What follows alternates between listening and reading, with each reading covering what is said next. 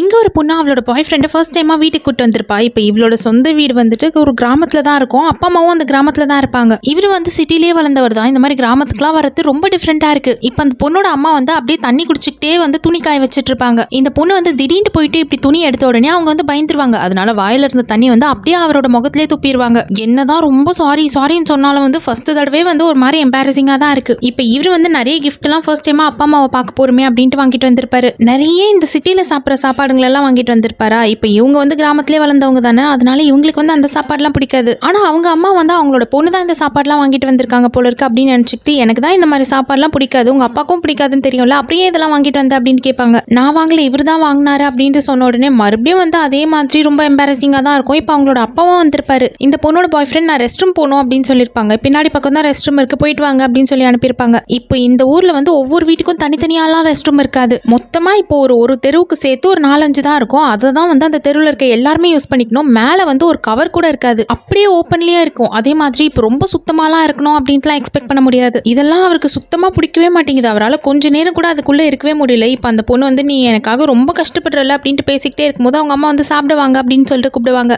வீடே வந்து ரொம்ப சின்னதாக தான் இருக்குது. வீட்டுக்குள்ளே நிறைய கொசுன்ட்டு சுற்றிட்டு தான் இருக்குது. இப்போ அவங்க அம்மாவும் சமைச்சு எடுத்துகிட்டு வந்து வைப்பாங்க. எல்லாமே கிராமத்தில் கிடைக்கிற சாப்பாடு தான். இப்போ இவருக்கு வந்து எந்த சாப்பாடும் வந்து செட் ஆக மாட்டேங்குது. சாப்பிட்ட உடனே பயங்கரமாக வயிறு வலி வருது. அதனால எந்திரிச்சு வெளியே போயிடுறாரு. இப்போ அவங்க அம்மா அப்பாவுக்கு வந்து நம்ம பொண்ணுக்கு நல்ல வாழ்க்கை கிடைச்சிருக்கு, ஆனால் நம்ம கூட இருக்கிறதுனால அவளுக்கு வந்து அது ஸ்பாயில் ஆகிடக்கூடாது அப்படின்ட்டு அவங்க அப்பா இவ்வளோ நாளாக சேர்த்து வச்சிருந்த காசு எல்லாத்தையும் ஒரு கார்டில் தான் போட்டு வச்சிருப்பாரு. அந்த பேங்க் கார்டு எடுத்து கொடுத்துருவாரு. நீங்கள் வந்து பக்கத்து ஊரில் போயிட்டு ஏதாச்சும் ஹோட்டலில் ஸ்டே பண்ணிக்கோங்க, இங்கே இருக்காதீங்க, இங்கே இருக்கிறத பார்த்தா எனக்கு ரொம்ப கஷ்டமாக இருக்குன்னு சொல்லியிருப்பாங்க. அதனால அந்த பொண்ணு அந்த கார்டு எடுத்துக்கிட்டு நம்ம பக்கத்து ஊரில் போயிட்டு ஸ்டே பண்ணிக்கலாம், நம்ம அப்பா அம்மா வந்து காசு கொடுத்துருக்காங்க அப்படின்னு தான் சொல்வா. என்னதான் அவருக்கு வந்து இங்கே இருக்கிறது ரொம்ப கஷ்டமாக இருந்தாலும் இது உன்னுடைய ஊர், உன்னுடைய அப்பா அம்மா, நான் கண்டிப்பாக இங்கே தான் இருப்பேன், சின்ன வயசில் நீங்கள் தானே வளர்ந்து, அதனால நானும் இங்கே தான் இருந்து பழகிக்கிறேன் அப்படின்னு சொல்வாரு. இதை பார்க்கும்போது அவங்க அப்பா அம்மாவுக்கு ரொம்ப சந்தோஷமா இருக்கு, நம்ம பொண்ணுக்கு நல்ல ஆள் கிடைச்சிருக்காரு அப்படின்ட்டு சந்தோஷப்படுவாங்க. இந்த காலத்துல இந்த மாதிரி ஒரு ஆள் கிடைக்கிறதுலாம் ரொம்ப கஷ்டம். அந்த வகையில நம்மளோட பொண்ணு ரொம்ப லக்கி தான் அப்படின்ட்டு அவங்களும் ரொம்ப சந்தோஷப்பட்டுப்பாங்க.